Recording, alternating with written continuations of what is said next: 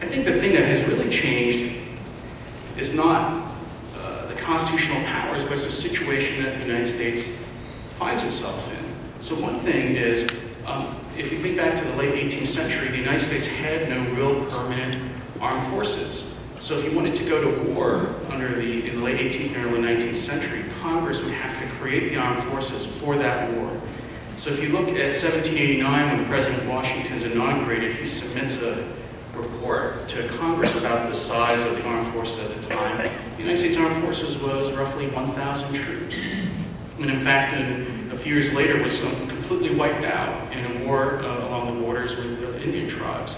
And actually one of the worst military defeats the armed forces have suffered. Washington had to go back and ask Congress to create the new military. So Congress had almost a complete and effective check over any kind of war through till the end of World War II, because it had the power to decide whether to give the president the armed forces to fight the war that he, or maybe someday she, wanted to fight.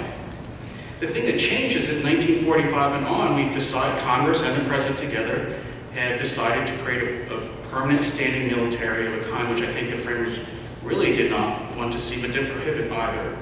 And if you think about that, the military is not built and designed for defensive operations of the homeland. Our military today, which is by far the largest one in the world and larger in spending than the next 25 countries after us, is designed primarily for defensive operations. It's based primarily overseas, and if you saw on 9/11, the actual military assets devoted to defense of the continent of the United States is actually quite small. So Congress, in a way, has created these armed forces. It's created offensively designed armed forces. It's created large armed forces. And that's the first thing that's really changed, I think, that from the framers' vision that has switched the initiative to the executive branch. But mind you, even after a president chooses to use those forces in a war, Congress can just shut off the funds for those wars and stop the war immediately. And to think about that kind of power, it's not a power that you have to use affirmatively.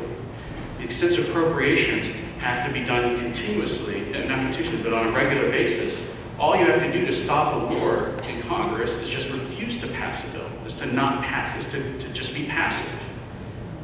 The second thing, and the timers that has changed, obviously, is the creation of the modern administrative state. The other big change that happened in the World War II period and after is that the powers of the presidency have expanded, I think, well beyond the original conception in terms of all the other things that the president has done, all the other things that the president does today. And one's reminded, if you look at the turmoil in the financial markets right now, everyone keeps asking, what's the Bush administration going to do about it? What's the president's plan? Right? That's been a big shift in the center of political gravity, and one that's been done, again, between the cooperation of the president and Congress that have delegated large amounts of power to the executive branch.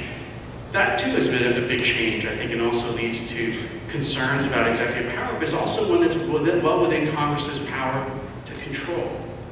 The last thing, I think the most important thing, and I'll end with this, and this is also, I think, tied to the growth of a large standing military, is a change in America's position in the world.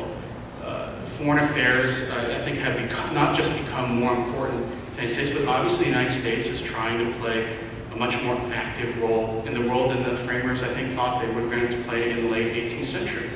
So in the late 18th century, while these matters of war and peace were important, I don't think the framers thought that war would be a regular feature or a common feature of the American experience because of the oceans and relatively weak opponents on the continent.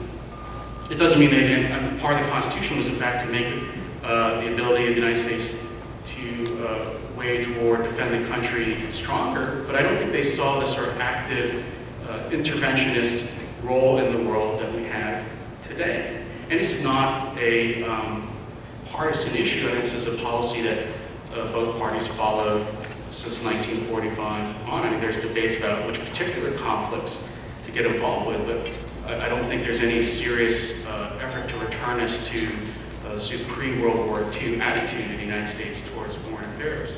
And so, in part, it's not, in my view, it's not that the presidency became imperial. In a way, it's that the United States became more imperial.